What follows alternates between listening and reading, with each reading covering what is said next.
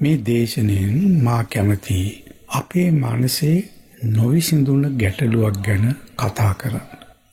ඒ ගැටලුව අසහනයක් ලෙස අප තුළ පවතිමින් වරින් වර මතුවෙනවා. එනම් දියුණුව පිළිබඳ ප්‍රශ්නයක්.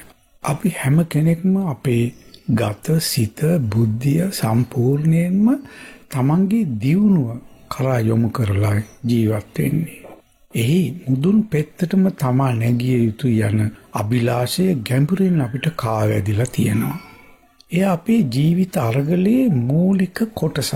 ඉතින් මේ දියුණු වීමට ඇති දැඩි උන්නතිකාමය නිසා අපි ආත්මාර්ථකාමීව බොහෝ විට අනුන් මැඩගෙන හොඳින් හෝ නරකින් තමා ඉස්මතු වීමට ක්‍රියා කරනවා. දියුණුව සඳහා අපිව යොමු කරන මේ ඇතුළතින් නැගෙන ප්‍රේරණය මොකක්ද? ඒ පැන නගින්නේ කොතනින්ද? අපි දියුණුව ගැන හිතනවා මිස ඒ දියුණුවට අපිව පොළඹවන අප තුළ තියෙන මූලික බීජය විමසා බලන්නේ නැහැ. කුමකින්ද මේ දියුණුව පිළිබඳ දැඩි ඕනෑකම අපි තුළ ඇති වෙන්නේ? එය මූලික වශයෙන් පැන නගින්නේ පුද්ගලික වශයෙන් තමා තුළින් දැනෙන ඌනතාව නිසා. ඌනතාව කියන්නේ අඩුව, හිදස, නොසැලීම, හිස් බව.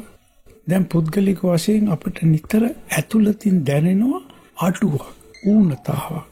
අන්නේ ඌනතා අපි තුළ ඇති කරනවා මට මේ දැන් සිටින තත්ත්වය මදි. මා තුළ ඇති අඩුව මා පුරවා ගන්න ඕනේ. මට මා මදි. මම ධනවත් වෙන්න ඕනේ. මම බලවත් වෙන්න ඕනේ. මට සමාජ පිළිගැනීම ඕනේ යන චේතනා ඇති වෙන්නේ ඔබ තුළ තියෙන මේ ඌනතාවෙන්. ඉතින් අපි හිතනවා තමා තුළ තියෙන මේ ඌනතාව ධනෙන්, බලෙන්, පිළිගැනීමෙන් හෝ සුඛ විහරණයෙන් පුරවා ගන්න පුළුවන් කියලා. දැන් බලන්න ලොකු මුදලක් ඔබට යම් විටක ලැබුණාම එකවරම හිතෙනව නේද දැන් මගේ ඌනතාව ඉන් පිරුණා කියලා. මල් මාල දාලා මිනිසුන් අපිව පිළිගන්න අවස්ථාවක ගෞරව නාමයක් ලැබෙන විට තනතුරු උසස් වෙනකොට අප තුළ ප්‍රමෝදයක් ඇති වෙන්නේ තමාගේ ඌනතාව දැන් මේ සපිරෙනවා කියලා. මේ ඌනතාව හරියට සෙවණැල්ලක් වගේ. ඔබ යන තැන ඒ යනවා. කරන කියන හැම දෙයකින්ම ඍජුව හෝ වක්‍රව එය ප්‍රකාශ වෙනවා. නිදර්ශනයක් ගමු. මා එක් මහලක් ඇති නිවසක් හදාගෙන සිටිනකොට අසල්වැසියා දෙමහල් නිවාසයක් හදනවා මට පේනවා. ඒ දකින මට ඌනතාවක් දැනෙනවා. ඒ වේදනාකාරී. මගේ සගයා මට වඩා සුඛෝපභෝගී මෝටර් රථයක් මිලදීගෙන තියෙන බව දකිනකොට මට වේදනාව දැනෙන්නේ ඒ මගේ ඌනතාව නිසා. අපි අනාගතය ගැන මවන අභිලාෂ සියල්ල අප තුළ තියෙන ඌනතා සපුරණේවයි. ඒත් මේ ප්‍රශ්නයක් තියෙනවා. එනම් තමා තුළ ආත්මීය වශයෙන් පවතින මේ ඌනතාව සපුරා ගැනීමට එය ඉල්ලන කවර දේ දුන්නත් එයින් ලැබෙන තෘප්තිය తాවකාලිකයි. ස්වල්ප වේලාවකට ඒ ඌනතාව සංසිඳෙනවා. නමුත් නැවත මතුවෙනවා. ඔබ මෙය කොතෙකුත් අත්දැකලා ඇති. ඒ වගේම ඒ ඌනතාව නිසා ඇතිවෙනවා ඊර්ෂ්‍යාව. මට නැහැ ඔහුට තියෙනවා කියලා. ඒ ඊර්ෂ්‍යාකාර හැඟීම නිසා ඔබට ඔහු ඇසුරු කරන්න බැරි වෙනවා. අපි පුද්ගල සිතේ පවතින මේ ඌනතා හැඟීම තවදුරටත් විමසලා බලමු. තමා තුළ පවතින මේ අඩුව හිදැස දකින ඔබ පෙළඹෙනවා තමාගේ දියුණුව සෙවීමට. ඒ හැඟීම අපි ඊළඟ පරපුරටත් කාවත් දෙනවා. අපි ළමයින්ට කියනවා දියුණු වෙන්න ඕනේ, ලෝකෙක් වෙන්න ඕනේ, ඉහළ නගින්න ඕනේ කියලා. කුමක්ද දියුණුව කියන්නේ? ඒ වචනේ තේරුම ද්විගුණ වීම හෙවත් දෙගුණ වීමයි. මගේ මාසික ආදායම රුපියල් 20000 නම් ඒ 40000 වීම දියුණුවයි. එහෙම නේද? මේ විදිහට අපි සතු හැම සම්පතක්ම දෙගුණ කර ගැනීම සඳහා අපි ක්‍රියාකාරීව සිටිනවා. අපට ඕන එකතු කරගන්න, වැඩි කරගන්න. අපි නිතර ජීවත් වන්නේ එකතු කරගන්න සහ වැඩි කරගන්න. ඒ නිසා ජීවිතයේ සිදුවෙන අඩුවීම හා බෙදීම අපට වේදනාකාරී. අඩුවීම හා බෙදීම නොසලකා එකතු කිරීම හා ගුණ කිරීම මුල් කරගෙන ජීවත් වෙනකොට එතන ඇති වෙන්නේ සමබරතාව නැතිව යෑම. දැන් අපි නගන ප්‍රශ්නේ මෙයයි. මනුෂ්‍යයාට මෙහෙම සම්පත් දෙගුණ කර ගැනීම හැර වෙනත් දියුණුවක් තියනවද? නැත්නම් මනුෂ්‍යයාට තියෙන එකම දියුණුව මේ සම්පත් වැඩි කරගෙන යෑමද? මේදී අපි දකිනවා තව ආකාරයක දියුණුවක් මනුෂ්‍යයාට තියෙනවා කියලා. එය නම් ගුණාත්මක දියුණුවයි. quality development කියන්නේ. පෙර අප කතා කරේ ප්‍රමාණාත්මක දියුණුව, quantity development. තිබෙන දේ දෙගුණ තෙගුණ වෙමින් වැඩි වී යෑම. මෙහිදී අපි කතා කරන්නේ භාණ්ඩවල හෝ සේවාවල ගුණාත්මක දියුණුව ගැන නෙවෙයි, ජීවිතයේ ගුණාත්මක දියුණුව. මේ හඳුන්වන්න පුළුවන් ජීව ගුණය කියලා. එතකොට ජීව ගුණය වර්ධනය කර ගැනීම ඒ අනෙක් දියුණුවයි. මේ දියුණුවීම් වර්ග දෙක මෙවැනි සටහනකින් දක්වන්න පුළුවන්. අපි රේඛාවක් අඳිනවා පහළ සිට ඉහළට. එය ගුණාත්මක දියුණුව. ඊළඟට අපි රේඛාව කැපෙන තිරස් රේඛාවක් අඳිනවා. එය ප්‍රමාණාත්මක දියුණුව. මා කලින් කිව්වා ප්‍රමාණාත්මක දියුණුව, ලෞකික දියුණුව, ආර්ථික දියුණුව ආදි වශයෙන් කියන්නේ ඒටයි. ධනය, බලය, කීර්තිය, සැප පහසුකම් වැඩි කර ගැනීමයි ඒන අදහස් වෙන්නේ. එහෙම සම්පත් වැඩි වීගෙන යනකොට අපි හිතනවා තමන් ඉහළ යනවා කියලා. නමුත් අපි යන්නේ තිරස් අතටයි. ඇයි මා එහෙම කියන්නේ? කෙනෙකු සතු සම්පත් දෙගුණ තෙගුණ වී වැඩි වී ගියත් ඒ සිටින්නේ එකම පුද්ගලයයි. හිතන්න මම කාලකන්ණි පුද්ගලයෙක් කියලා. මට ජීවිතේ නිරර්ථකයි. මට මගේ ජීවිතයේ කිසි සාරවත්කමක් දැනෙන්නේ නැහැ. මා සිටින්නේ වික්ෂිප්ත දොම්නසින් පිරි අසහනකාරී සිතකින්. කොටිම කියනවා නම් මම දුර්ගුණෙක්, මානසික අසහනකරුවෙක්. මෙහෙව් මම ධනවත් වෙමින්, බලවත් වෙමින්, තනතුරු වලින් උසස් වෙමින්, සුඛෝපභෝගය සැප සම්පත් වැඩි කර ගනිමින් පෙරට යනවා කියමු. මගේ වෙනසක් නැහැ. මා සතු සුඛෝපභෝගී මෝටර රථයෙන් ගමන් කරන්නේ එදා සිටි කාලකන්ණි මමමයි. සුඛෝපභෝගී නිවසේ වෙසෙන්නේ එදා සිටි වික්ෂිප්ත දොන්වා සාගත අසහනකාරී මානසින්මයි. මොකක්ද අනෙක් දියුණුව හැටියට අපි මේ හඳුන්වන ජීව ගුණේ වර්ධනය? එය පහළ සිට ඉහළට එනම් සිරස් අතට යන දියුණුවක්. කොහොමද ඒක සිරස් අතට යන්නේ? කෙනෙක් පහළ ජීව ගුණෙන් ජීවත් වෙනවා. අපි කියමු යම් විදියකින් ඔහු එය උසස් කර ගන්නවා කියලා. එතකොට ඔහු මධ්‍යම ජීව ගුණ තත්වයට එනවා. එතනිනුත් තව වර්ධනය කර ගන්නකොට ඔහු අවසානයේ උසස් ජීව ගුණයකට එනවා.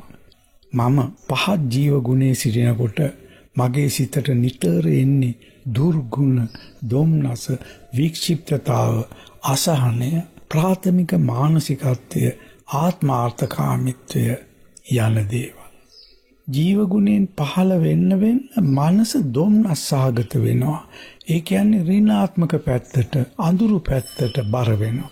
ඔහු යම් හේකින් තමන්ගේ ජීව ගුණය උසස් කරගන්නකොට ඒ සමගම යහපත අත්දකින්න පටන් ගන්නවා. ඒ සමග සිතේ සතුට ඇති වෙනවා, නිරවුල් බව ඇති වෙනවා, සහනශීලීත්වය, මහත්මා ගුණය ඔහු තුළ ඇති වෙනවා.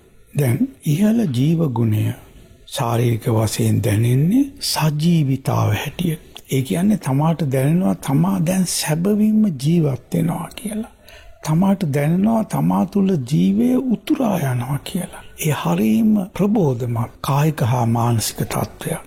ඔබ අහලා තියෙනවා ඇති පිදුරු සෙවිකල පැල්පතේ ඇති සාමි නැත මහා මන්දිරය යන ගීතය.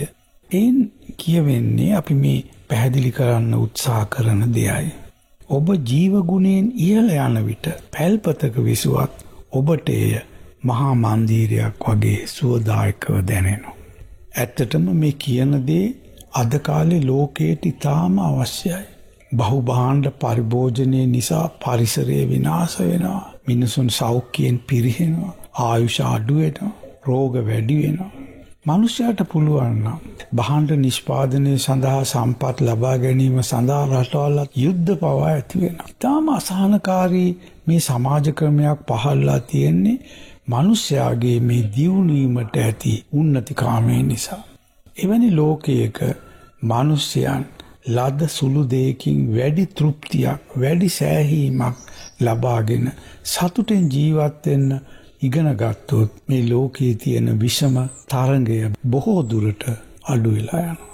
මේදී ඔබට අවශ්‍ය නම් ඒ ජීවගුණය උසස් වෙනකොට මනුෂ්‍යයා තුළ ඇතිවන ගුණාත්මක වෙනස මට සුවිශේෂව සඳහන් කරන්න පුළුවන්.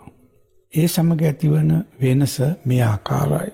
ඔබ වඩා මනුෂ්‍යත්වයෙන් පිරිපුද්ගලයෙක් වෙනවා. ඔබ සුළු දෙයින් පවා සෑහීමට පත්වෙන මනුෂයෙක් වෙනවා. ඒ සමග ඔබ තුළ පෙර තිබූ විෂම තරංගකාරීත්වය සංසිඳී යනවා. ඔබ තුළ ඇතිවන ජීව ශක්තියේ ප්‍රබෝධය නිසා ඔබට බොහෝ වැඩ කරන්න, ඵලදායී ලෙස වැඩ කිරීමේ ශක්තියක් ලැබෙනවා.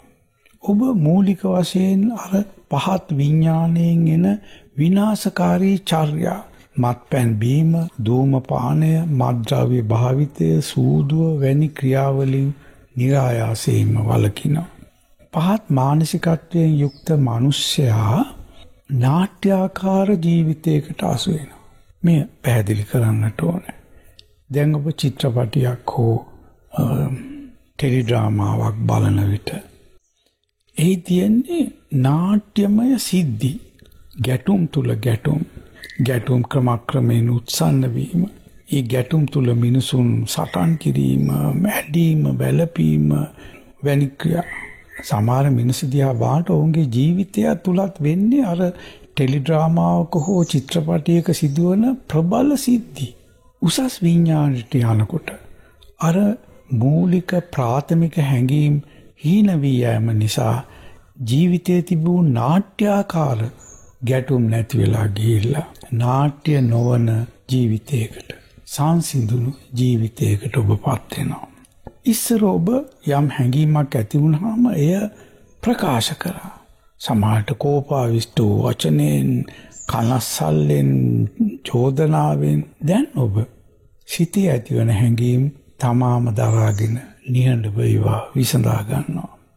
ජීවගුණය ඉහළ යනකොට මනසේ ඇතිවන පැහැදිලිකම නිසා නිරායාසයෙන් පුද්ගලයා තුළ කාරුණික බව, ආදරය, ඔහු හැම දෙයක්ම දෙස බලන අවධානය කාරුණික වෙනවා. ඒ වගේම ඔහුට ඇති වෙනවා තමා පිළිබඳ මෛත්‍රිය. මේ ඉතා වැදගත්. මොකද පළමුකොටම අපිට තියෙන්නට ඕන තමා පිළිබඳ මෛත්‍රිය.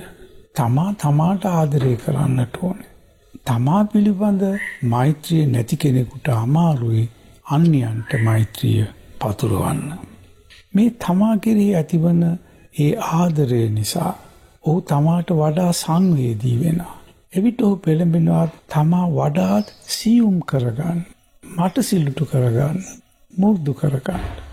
මෙන්න මේ විදිහට අර ජීවගුණේ ඉහළ යනකොට මිනිසයා සියුමැලි, මුරුදු, ගැඹුරෙන් හංගින උසස් මානව ගුණ දැනෙන පුද්ගලයෙක් බවට පත් වෙනවා. දැන් මේ අසද්දී ඔබ තුළ ඇතිවන හැඟීම කොහොමද උසස් ජීව ගුණයක් අපි ඇති කරගන්නේ කියන එක. ඒ සඳහා තමන් ජීව ගුණේ වැඩි කරන ජීවන ප්‍රතිපදාවක්, ජීවන රටාවක් හදා ගන්නට ඕන. එහි මූලික අංශය නම් තමාගේ ශාරීරික සෞඛ්‍යය. තමාගේ ශාරීරික සෞඛ්‍ය, නිවැරදි ආහාර, ව්‍යායාම, පිරිසිදු වාතාශ්‍රය ආදිය තුලින් කායික සුවතාවක් ඇති වෙනවා. ඔබ කායික සුව ජීවනය අත්දකින්නට පටන් ගන්නවා. ඒ නිසා ඔබට පුළුවන් තමන්ගේ ජීවගුණය උසස් කර ගැනීමට, කායික සෞඛ්‍ය දියුණු කර ගැනීමෙන් පැමිණෙන්න. දැන් ඔබ අහලා ඇති යෝග ව්‍යායාම. බොහෝ දෙනා යෝග ව්‍යායාම කරන්නේ එයින් තමන්ට අත්දකින්න ලැබෙන උසස් ජීවගුණය නිසා. ඊළඟට ජීවගුණය අත්දකින්න පුළුවන් මනස සංසුන් කර ගැනීමෙන්. දැන් මනස සංසුන් කරන විවිධ භාවනා තියෙනවා. ඔබත් ඒ භාවනා කරලා ඇති. ඔබ දන්නවා එවැනි භාවනාවකට ඔබ ඉඳගන්නේ කැළඹුණ සමාජයට අසහනකාරී දොම්නස්සහගත මානසික තත්වයකින්. මනසේ සංහිඳීම භාවනාව තුළින් සිදුවන්න ඔබට දැනෙන්න පටන් ගන්නවා ඇතුළතින් ප්‍රනීත ජීව ගුණය. එයින් ඔබේ මනස සුවපත් වෙනවා, කයත් සුවපත් වෙනවා. ඔබ මේ භාවනාවෙන් නැගී සිටින්නේ සුවපත් වූ වැඩි ජීව ගුණයක් දැනෙන පුද්ගලයෙකු ලෙසයි. එතකොට මනස සංසුන් කර ගැනීම තව ක්‍රමයක් උසස් ජීව ගුණයක් දකින්න. තුන්වෙනුව උසස් ජීව ගුණය දියුණු කරගන්න තව ක්‍රමයක් තමයි සති සම්පන්න ජීවිතය. ඒ කියන්නේ එළඹ සිටි සිහියෙන්, මනා සිහියෙන්, පැහැදිලි සිහියෙන් ජීවත් වීම. ඒ අපට ආරම්භයේදී අභ්‍යාස වශයෙන්වත් දියුණු කරගන්න පුළුවන්. අභ්‍යාසයෙන් දියුණු කරගත්තාම ඔබ සක්මන් කරන විට, ආහාර අනුභවය කරනකොට, කෙනෙකු සමග කතා කරනකොට, තමන්ගේ රැකියාවේ කටයුතු වල නිරත වෙනකොට, මහා මග යන්නේනකොට වඩා සිහියෙන් යුතුව ඒ ක්‍රියා කරන්න පෙළඹෙනවා. අර කලබලකාරී පීඩිත සිතෙන් සිටින විට ඇත්ත වශයෙන්ම සිදුවන්නේ ස්වභාවිකව අපි තුළ තියෙන ජීව ගුණය එයින් paludu වීම, එයින් යටපත් වීම.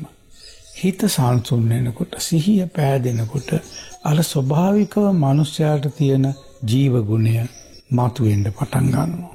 තව ජීව ගුණය දියුණු කරගන්න පුළුවන් ක්‍රමයක් තමයි මනුෂ්‍ය ගුණ දියුණු කරගැනීම.